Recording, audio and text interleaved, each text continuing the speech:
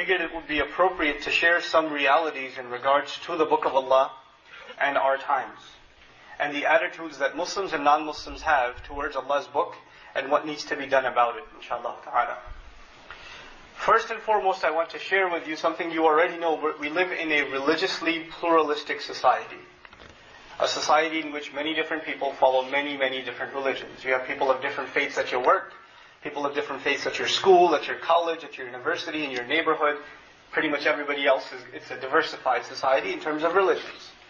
And when people live in such a society, there are certain ideas that aren't even said, but they creep into the thought process of the people. And this is something that creeps into the thought process of the Christian, the Jew, the Hindu, the agnostic, whoever, and even sometimes the Muslim. And this idea of, part of getting along with everybody, and part of sort of respecting everybody else, one of the ideas that's pumped into a pluralistic society is that all these religions, people follow these different religions because they come from different backgrounds. They come from different cultures. You're from Morocco, and you're from Spain, you're from Egypt, or you're from, Bangladesh or something. That's why you're a Muslim. And, I'm from the Philippines, or I'm from Sri Lanka, or wherever else, and that's why I'm a Buddhist, or that's why I'm a Hindu, or that's why I'm a Catholic, or that's why I'm a Protestant, etc., etc. So really, we're just learn to accept religious differences almost as though these are cultural differences, right? So there's all this idea is presented that religious differences, there's no distinction between them, as just, you could think of it like another cultural difference. So the fact that you fast in the month of Ramadan and your neighbors know that you fast, they think, it's such a cool thing they do in their culture. The first thing that comes in their mind isn't religion. The first thing that comes in their mind is these Eastern people, these brown people, these yellow people, these colored people, they fast. It's a thing they do out there, right? That's what it is. And sometimes the Muslim themselves, especially the youth, start thinking like that. Yeah, we're Muslim because we were born in a Muslim family. Or that's our heritage, that's how we are. These are the kinds of things we do because we come from that background. And the idea and the conviction that we are Muslim because it is the truth. It has nothing to do with where we come from or what our parents are. The fact that the deen of Allah, Islam, is the truth. That idea becomes diluted. It gets reduced to just a culture. It gets reduced to just a religious heritage. That's all it is. And when you lose sight of the fact that this is the truth, then you don't feel the urgency to want to share the truth with others. You're okay with the fact that somebody else is whatever other religion, and you are this religion. It's just traditional differences. These are differences of heritage. But when you're convinced this is the truth, and then when you're convinced of that, then everybody else, what they have is falsehood, then you feel a sense of urgency to want to share the truth with others. If there's a building on fire, and you're the only one who knows it's on fire, it's only decency that you would want to let other people know, listen, we need to get out of here, it's on fire. There's a sense of urgency that creeps up into you. But the sense of urgency is gone. It's gone because we don't associate the deen of Allah, the book of Allah, the legacy of His Messenger sallallahu alaihi wasallam as being the ultimate truth that demands to be shared with humanity. That's one problem. A change of attitude needs to take place. Here's another change of attitude that I want to talk to you about. Those of us who do work in the field of da'wah, or organizations, groups, writers, websites, etc., dedicated to spreading and enlightening people with the message of Islam in whatever capacity. May Allah help all the efforts of da'wah, big and small, local and national. May Allah help all of them and put barakah in their work and accept the work from them. And may Allah make all of us contributors to the work of da'wah in all lands, including this one. Now, having said all of that, the work of da'wah, of sharing the message of Islam with the larger society, let's just talk about it in the American context briefly. This work has a few obstacles in front of it. And this work has right now been reorganized, and it's been shaped not according to our liking or according to the principles of our book and our legacy, but according to a different agenda. And this is what I wanted to bring before you. In the Prophet's time, sallallahu alaihi wasallam, the Qur'an was the main vehicle of da'wah. The Messenger ﷺ was commanded, "Utlu ma uhiya ilayka min al-kitab." Read what has been read to you, what has been revealed to you from the book. Read it on to the people. Recite it on to them. وَذَكِّرْ بِالْقُرْآنِ مَنْ يَخَافُ وَعِيدٍ. Remind by means of the Qur'an. Meccan surah, right? Who are you reminding by Qur'an? Whoever fears the promise, even if a disbeliever has some fear of the promise, they'll be reminded by the Qur'an. The Qur'an was a means by which the message of Allah was delivered to people. And you know, when this message was delivered, some people didn't want to hear it. Some people wanted to distract this conversation. They didn't want to have this conversation that is the central message of the book. So they started this tactic, you can call it irrelevant questions. They started asking the Messenger ﷺ questions that are almost tangents. So that he would be so busy answering those questions, he never gets to talk about what he wants to talk about. So they would say to him, we will believe in what you have to say, but just answer this. Who sends you revelation? Which angel? What's his name? If you just tell us that, we'll believe. So the ayat come down and he answers properly. He says, Jibreel, and they say, well, we don't like him actually. Let's ask you another question. How about this? Who were the people of the cave? If you just answer that, we're going to believe. So the Qur'an answers, Ashab al-Kahf. Right? We recite this in Surah al-Kahf. So now when that answer is given, well, no, we have another question actually. What is the ruh? Where does it come from? Who's Dhul Qarnayn? Are these central questions? You have to understand. The central idea was believe in this messenger. The central concept was La ilaha illallah. The central concept was don't change with your tongue the book that Allah had revealed to you. Don't hide what Allah has sent to you. That was the message. They don't want to accept that message. So what's the easiest tactic? Change the conversation by changing the questions. It's a very clever tactic. It's very clever. And you know it's even used today. You go on a TV, it's a TV interview, and the host, the guy who's hosting the show, and there's an expert, some scholar, whatever area, maybe it's a historian, maybe it's a political scientist, whatever. That historian will never get to say what he wants to say because the host keeps changing the questions. He controls the entire conversation. What I'm trying to get across is whoever controls the questions controls the conversation. This is true in media, this is true in da'wah, this is true in discourse in general. Whoever controls the questions controls the conversation. The thing in the Qur'an is Allah did address some of their questions, then He stopped. Then Allah started asking questions Himself. Because Allah Azza wa Jalla Himself takes control of the conversation. أَفَلَا تَعْقِلُونَ? Why don't you think? Right? أَمْ لَكُمْ كِتَابٌ فِيهِ تَدْرُسُونَ? Do you have a book that you study from? Bring it forward. هَاتُوا بُرْهَانَكُمْ? Asking questions and making demands on the people who disbelieve. But now we're living in times where we are not the ones, the Muslims are not the ones, the da'is are not the ones asking the questions. Questions are being asked of us. Hey, how come Islam condones terrorism? How come you people hate women so much? How come you do this? How come you do that? And we're put in a position where we're constantly telling people, no, Islam is not this. No, Islam is not that. No, Islam is not that either. And it's not this either. And no, this is not what the Qur'an actually says. And this is not the Sunnah. So we're so busy telling people what Islam is not, we never get a chance to tell them what Islam is. We never get a chance to speak. Because the questions are not in our control. We have to understand this. The ayah I recited before you from Surah Al-Anbiya, very powerful. Very, very powerful ayah. Allah Azza wa Jalla in this ayah, He depicts the message of this deen and the book of Allah, and this truth, this La ilaha illallah, this Muhammadur Rasulullah sallallahu alayhi wa sallam, that is running in our blood. This truth, Allah gives it an image. Sometimes in the Qur'an a lesson is taught by means of drawing a picture in your mind.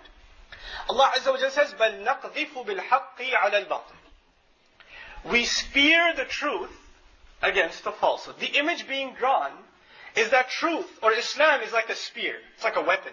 This truth is like a weapon. And it's being hurled, it's been launched against falsehood, who's a guy running away from a spear, obviously. So who's on the offensive? The spear. And who's running away? The falsehood. Compare that to our times. Who's actually running after who? It's like the guy he's running after the spear. It's the other way around. We're on the run. We're not the one asking the questions. The tables have been turned. Then Allah describes فَيَدْمَغُهُ. Then the spear bashes the skull of falsehood in. Now this is a very graphic image in the ayah. Very graphic image. It's not, Allah doesn't just say truth defeats falsehood. Truth kills falsehood. It bashes its skull in. Its brains get bashed out. In other words, what we're learning is truth has no tolerance for falsehood. Islam has no tolerance for ideas that are contrary to the truth. We're not saying we're intolerant of non-Muslims. That's not what we're saying. We are saying truth cannot stand falsehood. Truth has no tolerance. No, it cannot stand next to it and be okay. If it sees it, it has to bash its skull in. That's what it has to do. That's what it must do by definition. In other words, truth is incredibly offended by the existence of falsehood. It's offended by the existence of falsehood. And we are in a time now where falsehood is offended by the existence of Islam. It's offended by the existence of the truth. This is one problem I wanted to share with you. But add to this one more thing. The elders among us, those of us that come from the Muslim world especially, maybe they were attending halaqat when they were younger. They were in the company of scholars when they were younger. They built this love and affection for the deen as they were growing up. So they have this ghira for Islam. They have this, this chivalry towards Islam. They have courage and they have this confidence in the deen. But that confidence today does not exist among their own children. It does not exist among our youth. Our youth are only at the masjid because we drag them here. They're only at Sunday school because you left without them. They're not here. They're not at the halaqat. The halaqat are filled with people with gray beards and white beards. They're not being attended by the 16-year-olds and the 14-year-olds. And you know what? When they go to school, they are learning that Islam worships the moon god. That's what they're learning in public school. I was listening to a preacher, I live in Texas, and there's a lot of, Christian talk radio, a lot of it. And now there are actually talk radio shows dedicated to the Muslim audience. They want to talk to Muslims, want to bring them from darkness to light, bring them to Jesus. They're talking to Muslims on talk radio, inviting them to call in. And they have a supposedly Qur'an expert on the radio show. We want to share our faith with you. We understand you think, that believing that Jesus is the Son of God is shirk. And they know these terminologies and they quote ayat of the Qur'an. They're actually out there to give the message of Christianity to Muslims. Right? And I'm listening and their evidences are almost, wallahi, laughable. They are laughable. But I also got very scared when I was listening. And I called in just to see what happens. Anyway, they hung up on me, but I was very scared. You know why? What's the biggest weapon these people have? What's the biggest weapon? Those who call to falsehood. And instead of falsehood being on the run, now it's attacking the truth, right? What's the biggest weapon they have? The biggest weapon they have is the ignorance of the Muslims. The biggest weapon they have is that we don't know our deen. Our kids don't know their deen. They don't have the confidence that this is the truth. Instead, and this is the point I want to actually try to conclude with, because this is the heart of the matter, what I want to share with you. I don't just want to bring the problem before you, I want to share with you how do we get to a solution. How do we start fixing things too? Look, in our times, if you want to learn something about the Qur'an, of course you ask the ultimate sheikh, Google, right? You put in Qur'an or whatever, and you want to learn something about the Qur'an, and a bunch of hits come up. On the internet, in the media, on YouTube, whatever else, there is far more literature and media and content available against the Qur'an, attacking the Qur'an. There's far more available against the Qur'an, and very, very little in comparison available in defense of the Qur'an or pro the Book of Allah. The criticisms far outweigh the appreciation of the Book of Allah. I want to share something else with you. For a millennium and a half, this ummah and its scholars that span every continent, they have been obsessed with the miraculous power of this book. They have been obsessed with the Qur'an's incredible majesty. And how it can't possibly be the word of a human being. Thousands upon thousands of scholars have given their entire lives studying the miracle of the Qur'an in the Muslim tradition. And then for the last 300-400 years, the Christian tradition, move up inshallah ta'ala, the crowd is filling up, so move as much as you can. In the Christian world, and in the European world, the Qur'an started being studied formally about 400 years ago. They started studying Islam. Why did they start studying Islam? So they could defeat the new enemy. That was the idea, right? So they have been writing critical works against the Qur'an for about 400 years now. In the Christian world, basically. Okay? If you try to say, we're not even talking about the non-Muslim. Let's just talk about the Muslim. If the Muslim wants to learn something about the Qur'an, do they have today more access to what has been written by our own scholars about the Qur'an? Or do they have easier access to what is attacks on the Qur'an? They have easier access to the attacks on the Qur'an. Even the Muslim today says, how come this ayah says one day is equal to 50,000 and that ayah says one day is equal to 1,000? How come he says over here this? How come he says over here that? The Muslim is asking these questions. The Muslim is saying, how come this doesn't make any sense about the Qur'an? We have reached that point. We have reached that point. Here we were supposed to poke questions to others, and now our own are asking questions about their own book. That is the reality in which we live. How do we counter this reality? How do we produce youth, especially youth, young men and women, that we are so scared and we've become defensive, right? One of the things before I conclude this khutbah is the impact of this mentality. This mentality that we have to constantly answer and defend ourselves, right? Instead of Islam being on the ideological offensive, it's on the defensive constantly. What is the consequence of that? We have the idea we have to protect our children from the fitna of the outside world. Right? This is haram and that's haram, and we have to, how are we going to raise our children? We're just scared. We're scared to death about what's going to happen to our kids. Isn't that the case? If we were really producing children of Islam, if we were producing members of this ummah, carriers of this message, then the entire high school would be scared. Man, my kids, their Christianity is going to go away because there's a Muslim kid in that school. We would have that kind of confidence. We wouldn't shake because of what's around us. Everything around us would shake because we're there. That's the kind of confidence Islam puts in someone when they understand what they believe. When they have the Book of Allah empowering them. Right? I know of a case of a brother I know actually, when he was in high school, he had memorized Qur'an before, he had studied his deen, and he went into public school. And his parents were told, don't put him in public school, put him in, Islamic school, or keep him in the madrasa, this and that. He said, no, I want to go to public school. Ask him why he wants to go to public school. Those people need the message. That's what he said. This 15-year-old kid.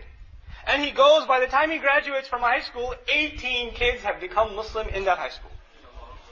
This is confidence in your deen. This is what we're supposed to produce. We're supposed to, in sports they say the best defense is offense. Right? The best preservation of our youth is the production of da'is.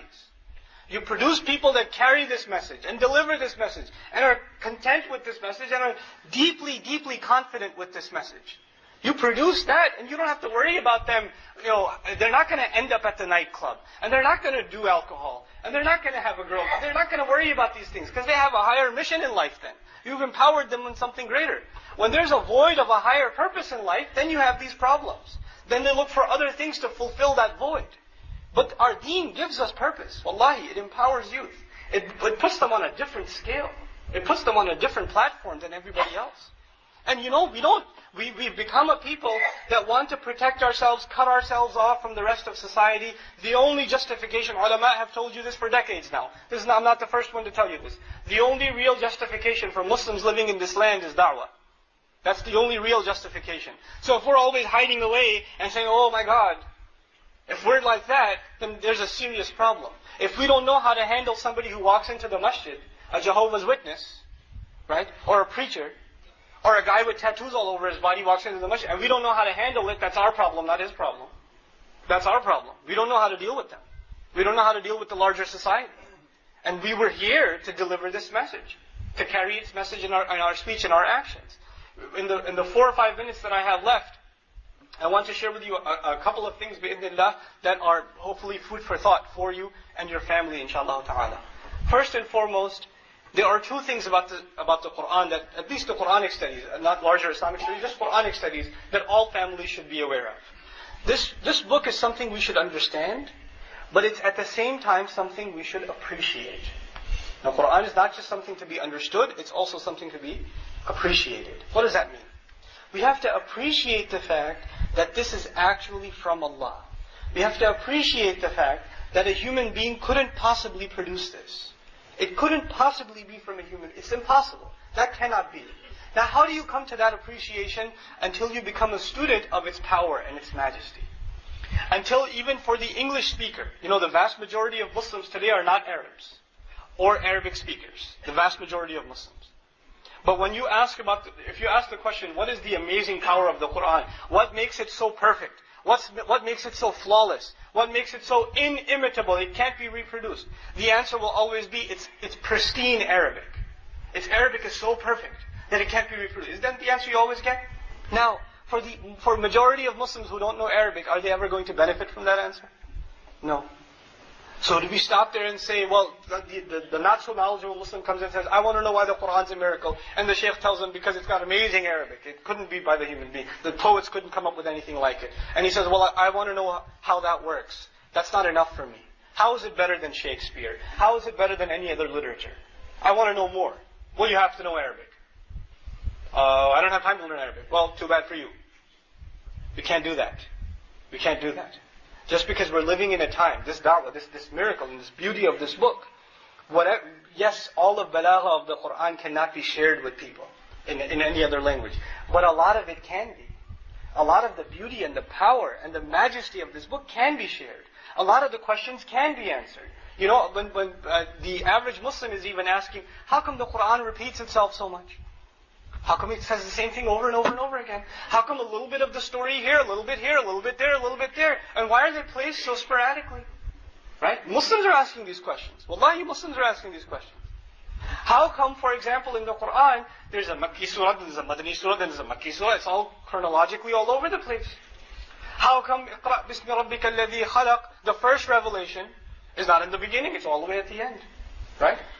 All these kinds of questions Muslims are asking today, and they have answers. But we have to sit and seek them. We have to sit and actually explore this. And when you do explore this, you will come to a conclusion. You will come to the conclusion that this book is superior in terms of its beauty. If you appreciate it, it's superior than any literature ever known to man. You will come to that conclusion yourself. And when you come to that conclusion yourself, then you have the confidence in this deen that cannot be shaken. You have to have confidence in this book first. I wanted to share with you in the beginning, I'll do this in the conclusion now, the ayat from Surah Al-Ankabut. وَقَالُوا لَوْلَا نُزِّلَ عَلَيْهِ آيَاتٌ مِّن رَبِّهِ. The kuffar said, how come no miracle comes to him? How come he just has words? How come the sky doesn't crack open, water coming out of the ground? Or maybe palm or gold being delivered from the sand. Some miracle. Show us something. The previous prophets, a dead guy came back to life. A river parted. Some pretty cool stuff happened. How come he doesn't show us a miraculous sign? Allah says, إِنَّمَا الْآيَاتُ عِنْدَ اللَّهِ وَإِنَّمَا أَنَا نَذِيرٌ مُبِينٌ. Allah tells the messenger to say, the ayat, the miraculous signs belong to Allah. And I am only here to clearly warn. I'm a clear warner to you. That's it. The next ayah says, أَوَلَمْ يَكْفِيهِمْ أَوَلَمْ يَكْفِيهِمْ أَنَّا أَنزَلْنَا عَلَيْكَ الْكِتَابَ يُتْلَى عَلَيْهِمْ. Isn't it enough for them that we have sent the book to be read to them? We have sent the book on to you to be read to them. They asked for a miracle, and Allah said, isn't the book enough? Allah said, isn't the book enough? Right? They wanted to be convinced. They wanted to see something supernatural. They wanted to see something that couldn't be human. And Allah said, isn't the book enough? If Allah said, isn't the book enough then it's true even now. The book is still enough. We're not studying. We're not spending the time. We are not appreciating its miracle. The book is still enough. أَوَلَمْ يَكْفِهِمْ أَنَّا أَنزَلْنَا عَلَيْكَ الْكِتَابَ يُتْلَى عَلَيْهِمْ. SubhanAllah. It's such a powerful message of this book. It's such an empowering message. But we have to stop becoming apologetic. We have to stop becoming defensive. We have to learn to equip ourselves with that spear. That spear of knowledge of this deen, of confidence in this deen, of really standing up and saying, yes, we have the truth. We're not just another religion, just please accept us as another acceptable religion in society. They're okay with Chinese Muslims or Chinese Americans, and they're okay with Sri Lankan Americans, and they're okay with whatever other Hispanic Americans. They should be okay with Muslim Americans too. They should be, but we're here for more than that. We're not just here so people are okay with us. We're not just here for that. We're here for a higher purpose. We're here to deliver a message. And in the history of the prophets, whenever a messenger got up to deliver a message, they got in trouble. They suffered because they delivered a message. Every one of them. Every one of them. So if you and I are thinking we should be okay here, then think again. If we're going to do da'wah, and if we don't do da'wah, Allah's punishment will come. If we don't do our job, Allah's punishment will come. And if we do our job, then Allah will test us definitely. He will definitely test us. May Allah Azza wa Jal make us capable and strong to withstand that test. May Allah make us an ummah that carries the message of Muhammad sallallahu alaihi wasallam with confidence. May Allah Azza wa Jal infuse into our youth especially, the ones that are surrounded by kufr, and surrounded by shirk, and surrounded by doubt. They're surrounded by those things. May Allah make them carriers of this message with great confidence. May Allah Azza wa Jal infuse into ourselves and our families a love of the sunnah of the Messenger sallallahu alaihi wasallam and a love of learning